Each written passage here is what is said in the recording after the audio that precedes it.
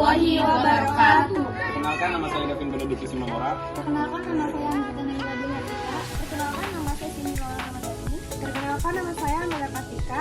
Perkenalkan, nama saya Dwi Muhammad Arsy Maulana.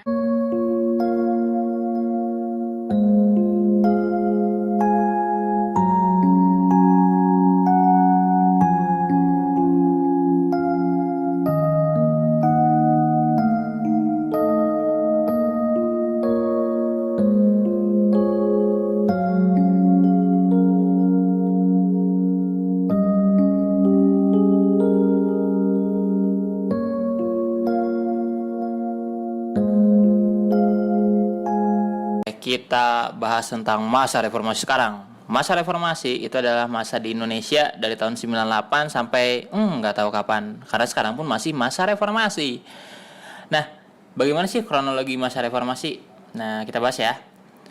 Pertama-tama, bagaimana bisa ada reformasi itu karena adanya krisis moneter di tahun 97 melanda Asia Tenggara, Indonesia salah satunya. Dolar naik dari $1 2.500 jadi 15.000, naik 6 kali lipat, kacau dah. Bahkan akhirnya membuat masyarakat gak percaya lagi kepada pemerintah, krisis legitimasi. Nah, selanjutnya lagi setelah krisis legitimasi itu, tahu-tahu di pemilu 97 yang menang Golkar lagi dan Soeharto dipilih lagi untuk jadi presiden. Kan gak lucu kan ya? Dia gak becus tapi dia lagi kepilih lagi gitu. Nah, akhirnya mahasiswa pada demo dan menuntut ada 6 agenda reformasi: adili Soeharto, amandemen UUD, hapus di fungsi ABRI, otonomi daerah, supremasi hukum, dan pemerintah harus bersih dari KKN. Nah, dari 6 agenda reformasi itu mahasiswa demo di mana-mana. Dan akhirnya terjadi tragedi Trisakti tanggal 12 Mei 1998. 4 mahasiswa Trisakti meninggal: Elang Mulia Lesmana, Hafidin Royan, Hendriawansi, Heri Hartanto meninggal.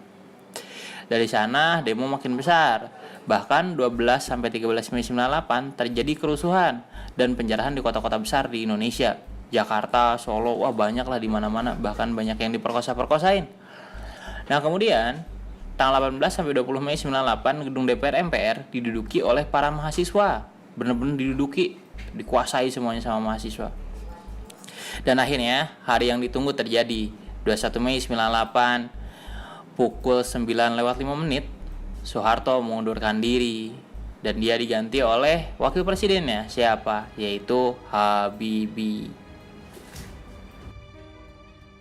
Nah, jadi setelah digantikannya Soeharto oleh Habibie, oleh Pak Presiden B.J. Habibie, maka Indonesia masuklah ke masa reformasi dan ini adalah presiden-presiden masa reformasi.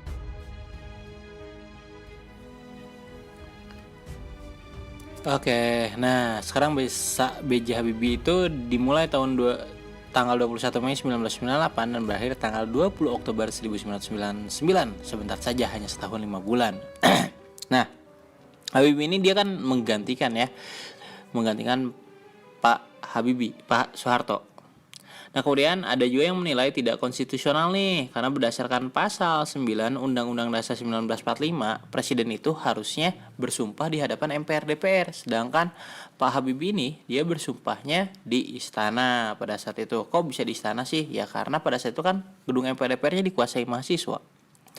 Nah, kemudian apa saja kebijakan yang dilakukan oleh B.J. Habibie? B.J. Habibie dia melakukan kebijakan antara lain, yang pertama dia untuk kabinet dulu ya. Kabinetnya namanya Reformasi Pembangunan.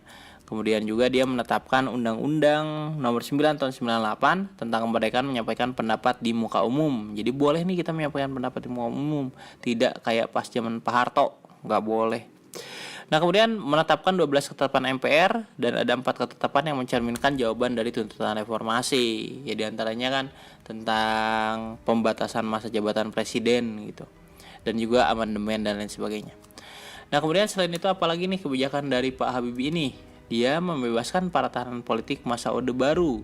Ada Mochtar Papahan, Budiman Sujatmiko, banyak lah ya. Nah, kemudian juga dia melakukan restrukturisasi dan rekapitulasi perbankan melalui pembentukan BPPN, Badan Perbankan Nasional.